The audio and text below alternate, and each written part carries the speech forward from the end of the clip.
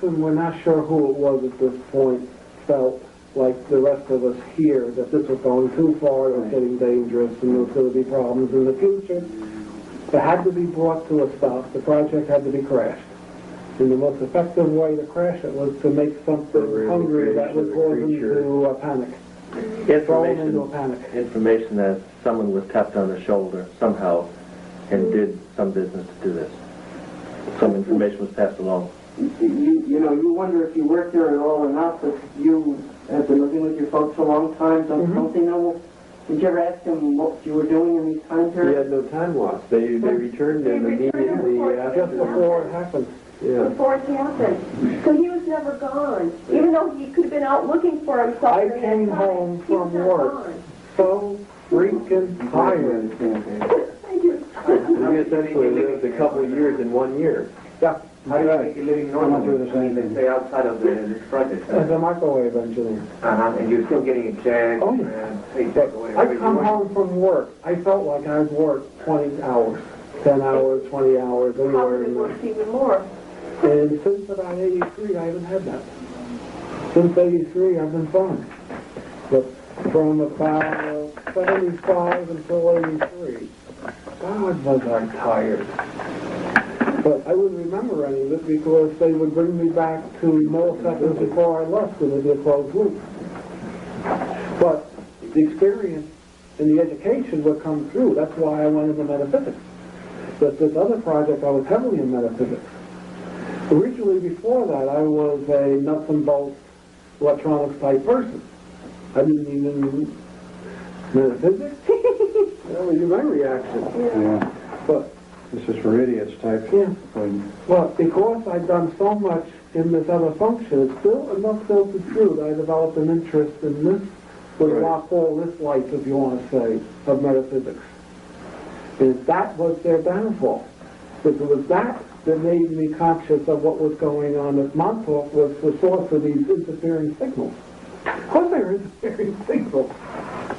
They were following up my research in the West. Was there any sense of in all these experiences you were doing, going into the future, etc., and all of that there was some real higher force,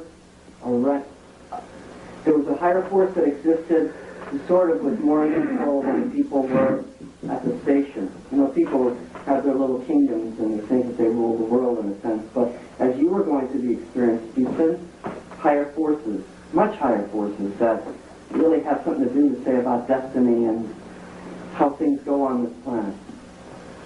Very mystical experience is what I'm saying. Well, since Duncan is deferring to me on that one, I'll try to answer it. I would say that during that period itself, looking back on it, there was no awareness on my part, and I don't think there was any on Duncan's part, of such a higher agency, if you will, directing our efforts at that point. I would say very definitely there was before that point, and at some time in the past we were aware of it, but perhaps not in our respective earlier lifetimes, of this lifetime, but further back. And since then, very definitely, that there's some kind of, if you will pardon the expression, a divine plan involved in this whole thing, which is very, very difficult to explain, very difficult to extrapolate on. There was a reason for all of this happening. I know that without any question.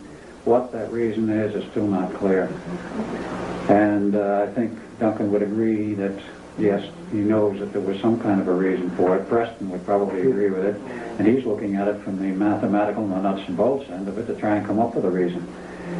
And it's not easy. Yes, there was a reason why it happened. If you go back into, as I will shortly, go back into the Philadelphia experiment end of it, which was the beginning of the whole business, one can see from the way that thing was maneuvered,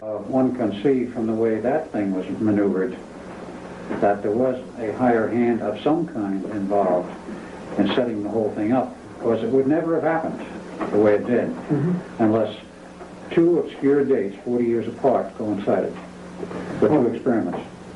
If I could just add something directly to your question, quickly. having to do a scene and knowing possibly some other intelligentsia.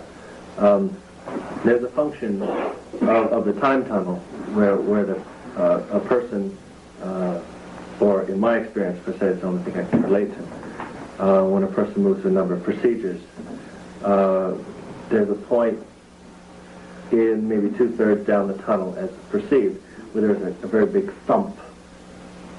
The energy leaves the body. There's a tendency to see on a broad scale. I can only answer that question theoretically. Looking back on it, I'm sure there is and there was some intelligence there, certainly a higher form than we know. As to the recognition of it, I would have trouble in that sense, but there is what I call a full out, where the energy leaves the body, and there's a tendency to see on a very broad scale. That's partially what they were trying to do at Montauk, is to stabilize and to freeze what I call a full out, the seeing process. They didn't want you to see it. Is that what you're saying? No, they were trying to manifest that Oh, they were. for whatever their purpose was. And in your travels, did you ever go back in time and see other of your own lifetime? Did they ever ask you to do that? No.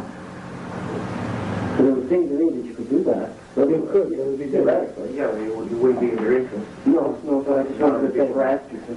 I have no information directly, but theoretically it's very possible to influence a person's function, however back so far. What was the role of the aliens at all? I mean, other than the chair, which they Okay, that would be the earlier part of this that we haven't got into yet. Okay. Let's look at another little sideline here.